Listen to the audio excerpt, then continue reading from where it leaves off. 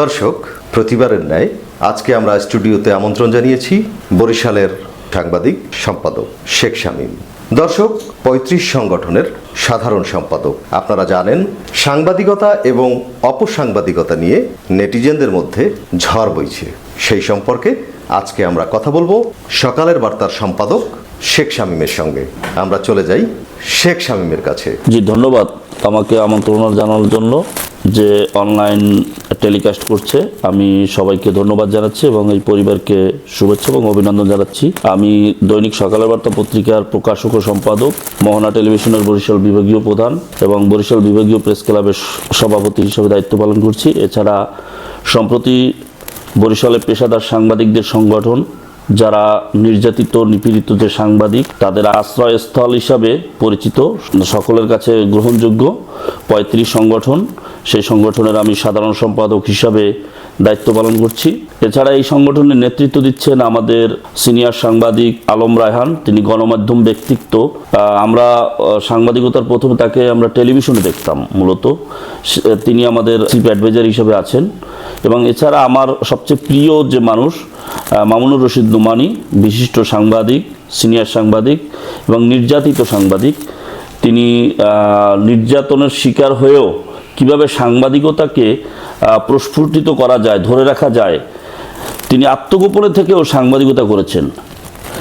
সেই সিনিয়র সাংবাদিক মামুনুর রশিদকে ধন্যবাদ জানাই এ ধরনের একটা প্ল্যাটফর্ম করে দেওয়ার জন্য, যে পেশাদার সাংবাদিকদের অধিকার আদায়ের জন্য আমরা কাজ করছি।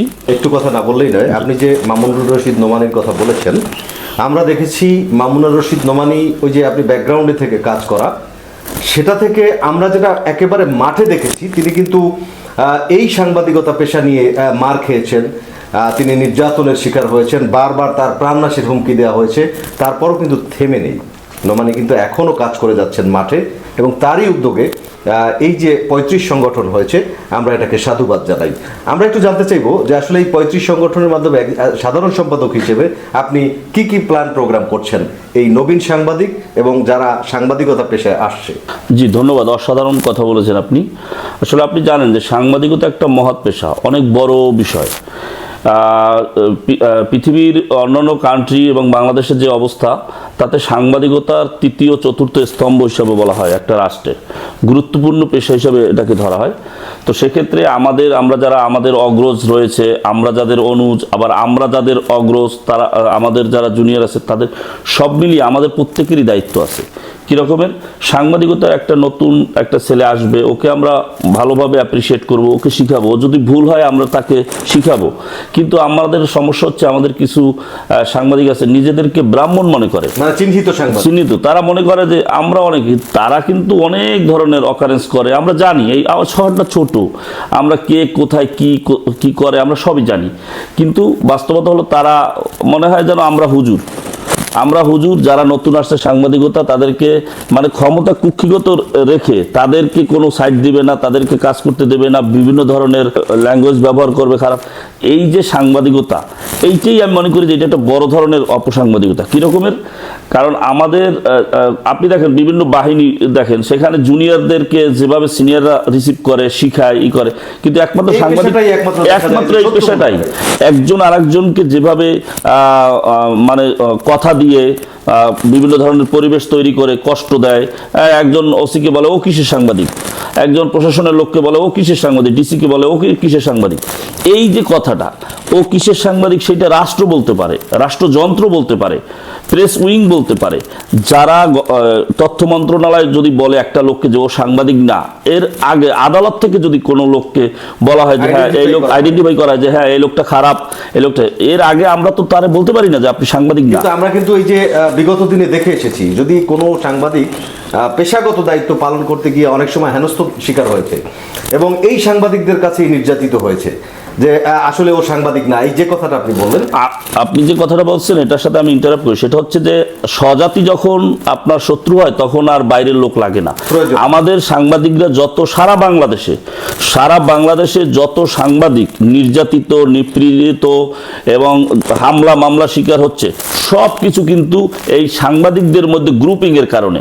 এবং আমি বড় সাংবাদিক, ও ছোট সাংবাদিক, ও সাংবাদিক না, ও কিছুই বোঝে না, এই যে জিনিসগুলা, এই আমাদের উচিত একসাথে এক প্ল্যাটফর্মে আমরা সাংবাদিক ভাই ভাই সবাই মিলেমিশে কাজ করব, এবং আমরা যারা নতুন আসছে পুরনো আছে সবাই মিলেমিশে কাজ করলে দেশের জন্য আমরা কাজ করব, দশের জন্য কাজ করব, মানুষের জন্য কাজ করব। আমাদের এই জায়গাটা থেকে মানুষকে অনেক সহযোগিতা করার সম্ভব। কারণ আপনি দেখেন যে একটা যখন কোনো মামলা নেয় না, তখন আমরা সাংবাদিকরা যখন নিউজ করি তখন মামলাটা নেয়, মামলা নিতে বাধ্য হয়। তো এই ধরনের সত্যকে লুকায়িত করে তো কোনোদিনই করা যায় না। এই জন্য রাষ্ট্রের তৃতীয় চতুর্থ স্তম্ভ বলা হয় সাংবাদিকতাকে। তো সাংবাদিকতাকে যদি লালন পালন করতে হয় এবং এটাকে এই কথা রাষ্ট্রেরও দায়িত্ব আছে। আমি মনে করি বাংলাদেশের যেসব পত্রিকা চ্যানেল এবং অনলাইন যারা আছে এটাকে প্রমোট করা দরকার, এবং সরকারের উচিত এগিয়ে আসা। কারণ অনেক পত্রিকা মালিক কাগজের দাম বেড়ে যাওয়ার কারণে পত্রিকা কম ছাপাচ্ছে, বন্ধ করে দিচ্ছে। তো আমরা এটা চাই না। আমরা চাই সাংবাদিকতা আরও ডে বাই ডে ডেভেলপ হবে এবং ডিজিটালাইজেশন হবে, ডিজিটাল হবে, সাংবাদিকতার মান বাড়বে। সরকার এবং দেশের এবং রাষ্ট্রের সকলের উচিত সাংবাদিকতার মানদণ্ড দাঁড় করানো, এবং সাংবাদিকতা যাতে আরও প্রস্ফুটিত হয়, মানুষের দোরগোড়ায় পৌঁছতে পারে, মানুষের কল্যাণে, রাষ্ট্রের কল্যাণে কাজ করতে পারে, সেই পর্যায়ে নিয়ে যাওয়া রাষ্ট্রের এবং সরকারের কাছে আমার দাবি যে আগামীতে যেন সেই ধরনের ব্যবস্থা নেওয়া হয়। এবং এখন যে তথ্য মন্ত্রণালয়ের মন্ত্রী উপদেষ্টা আছেন, সচিব আছেন, আমি মনে করি তাদেরকে আরও যুগোপযোগী, ওই যে ভুয়া অনেকে আছে প্রচার সংখ্যায় আমরা শীর্ষে, ছাপায় 5,000 পত্রিকা, লেখে তো 5 লাখ। আমরা সেই ভুয়া না। আমি 500 ছাপাইলে 500ই বলুক, সত্য জায়গায় সত্য বলুক। আমরা সাংবাদিক, আমরা যদি মিথ্যা বলা করি, ট্রেন্ড করি, আমি যদি টাকা দিয়ে যদি প্র্যাকটিস করি, আমরা যদি টাকা দিয়ে একটা সংস্থাকে বলি যে আমি 5 লাখ ছাপি, আসলে এগুলো তো মিথ্যা। 5 লাখ পত্রিকা কে কোথায় ছাপে, কে কাকে পড়ায়? তো এইটা দুঃখজনক। এখন আসলে পত্রিকা মানুষ কেনে না, সবাই আসলে মোবাইল কেন্দ্রিক, ল্যাপটপ কেন্দ্রিক এবং ইলেকট্রনিক মিডিয়া কেন্দ্রিক হয়ে গেছে। হ্যাঁ, এগুলো তো যুগোপযোগী হবে। কারণ আপনি দেখেন ইত্তেফাক থেকে, বাংলাদেশ প্রতিদিন থেকে শুরু করে সব পত্রিকাই এখন ডিজিটাল হয়েছে, অনলাইন আছে, তাদের ডিজিটাল প্ল্যাটফর্ম আছে, তারা লাইভ দিচ্ছে, সব ধরনের। এটা ডে বাই ডে হবে, উন্নত বিশ্বে এটাই হয়।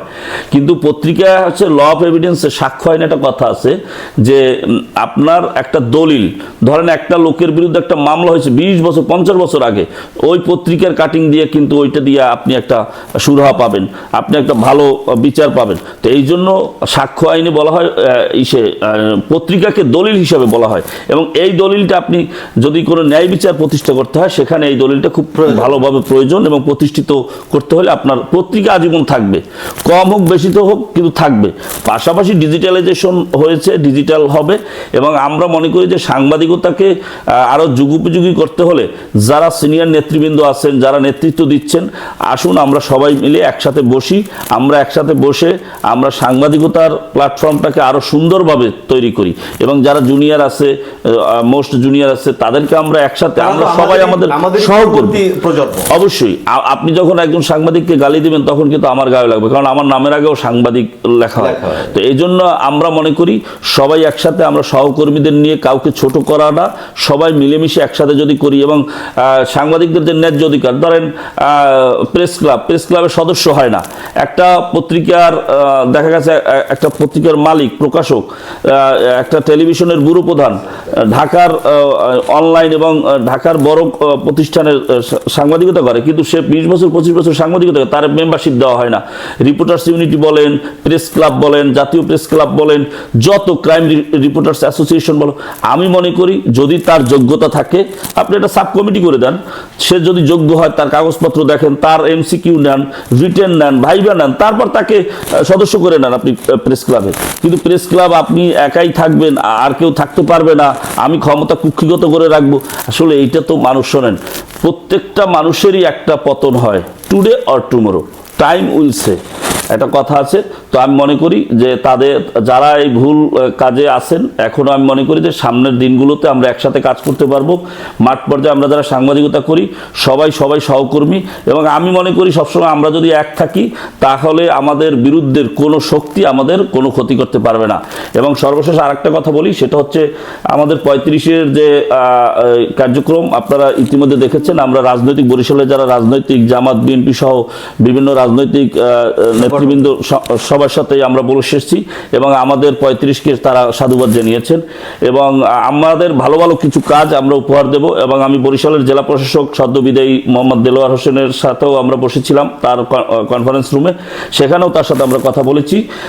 তিনি আমাদেরকে সাধুবাদ জানিয়েছেন। সাংবাদিকতা কারো ক্ষমতা কুক্ষিগত করে রাখা যায় না এবং কাউকে দমন পীড়ন করে রাখা যায় না।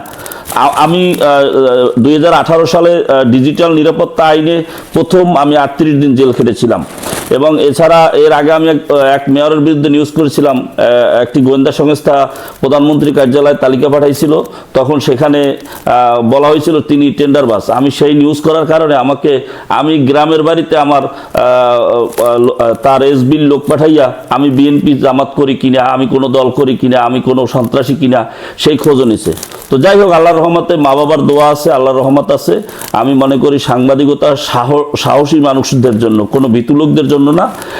তো আগামী দিনে আমরা মনে করি যে বরিশালের যে সাংবাদিকতা আরও ডে বাই ডে ডেভেলপ হবে এবং আপনার অনলাইন নিউজ পোর্টাল যেভাবে আপনারা কার্যক্রম শুরু করেছেন আমি অ্যাপ্রিসিয়েট করি এবং সাংবাদিক হিসাবে এখানেও একটা সাংবাদিকতার প্ল্যাটফর্ম তৈরি হবে, এটা আমি আশা করি এবং আপনাকে ধন্যবাদ জানাই, সফলতা কামনা করি এবং আগামী দিনে আপনাদের কার্যক্রম এগিয়ে নেবেন এবং আমাদের দৈনিক সকালের বার্তা থেকে শুরু করে মোহনা টেলিভিশন, বরিশাল বিভাগীয় প্রেস ক্লাব এবং আমাদের যে প্রাণের সংগঠন সাংবাদিকদের সংগঠন 35-এর পক্ষ থেকে সব ধরনের সহযোগিতা আমরা আপনাদের করব ইনশাআল্লাহ। দর্শক, আমরা একটু বলে নেই, এতক্ষণ যার সাথে কথা বললাম তিনি একজন অ্যাডভোকেট, শুধু সাংবাদিকই নয়। দর্শক, শেখ শামীম বরিশাল শহরে দীর্ঘদিন যাবৎ এই রণাঙ্গনে যুদ্ধ করছে, মাঠে রয়েছে সাংবাদিকতা পেশা নিয়ে। আমরাও তার উত্তরোত্তর ভবিষ্যৎ কামনা করছি। সাধুবাদ জানাই 35 সংগঠনকে, যাতে করে যারা অসহায়, নির্যাতিত, নিপীড়িত সাংবাদিক রয়েছে তাদের নিয়ে কাজ করতে পারেন, প্রশিক্ষণের ব্যবস্থা করতে পারবেন। ভালো থাকবেন সবাই, সুস্থ থাকবেন, সুন্দর থাকবেন, আমাদের প্রোগ্রামে চোখ রাখবেন।